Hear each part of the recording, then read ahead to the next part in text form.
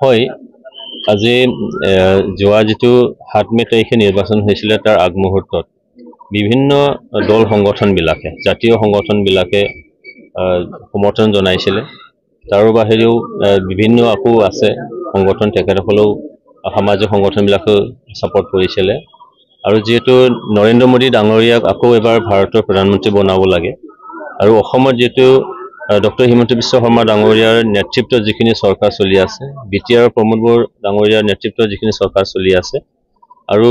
এই দুটা চৰকাৰৰ মূল উদ্দেশ্যটো আছিল কি যেটো কোকৰাঝাৰ সমষ্টি বা কোকৰাঝাৰ বা গোটেই বিটিআৰ অঞ্চলত অশান্তময় এটা পৰিবেশ আছিল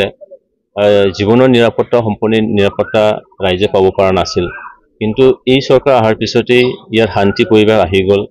জীৱনৰ নিৰাপত্তা সম্পূৰ্ণ নিৰাপত্তা শান্তি সম্প্ৰীতি ঐক্য সংহতি আহি গল তাৰ কাৰণে যি চৰকাৰে এই পৰিবেশটো আনিলে তাৰ লগত ৰাইজ নিশ্চয়কৈ থাকিছে যাৰ কাৰণে বিভিন্ন দল সংগঠন ছাত্ৰ সংগঠন বৰে মুখ বা এনডিএ হিচাপে তেখেতক সাপোৰ্ট কৰিছিল আৰু তেনেকৈ আঢ়ৈৰ পৰা 3 লাখ ভোটটো যেটো ব্যৱধান এই ব্যৱধানটো নিশ্চয়কৈ আহিব আৰু তেনেকৈ মই জিকি যাম জয়ৰ সাৰ্টিফিকেট আপুনি আজি নিশ্চয়কৈ হেতু আৰু মানে ক'ব লগা নাই কাৰণ জয়ী হলে সাৰ্টিফিকেটটো পামেই এইটোকে ক'ব বিচাৰিছো যেটো আমাৰ সমীক্ষা এই সমীক্ষা মতে আঢ়ৈৰ পৰা 3 লাখ ব্যৱধানত জিকাটো একেবাৰে নিশ্চিত এই কাৰণে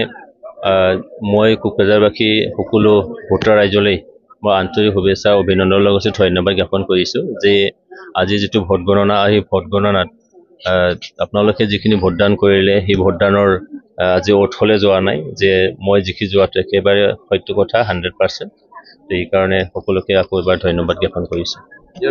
মই ইয়াৰ পৰা সিধা পনে পনে বাক্সালৈ যাম মছলপুৰলৈ মছলপুৰৰ পৰা বিজনীৰ পৰা কাজলগাঁও পৰা গোসাইগাঁও আৰু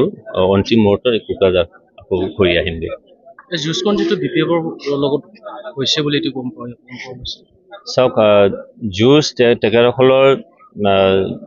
দ্বিতীয় আৰু তৃতীয় তাৰ কাৰণে কংগ্ৰেছ জিএছপি আৰু বিপিএফ তেওঁলোকৰ হেতু হ'ব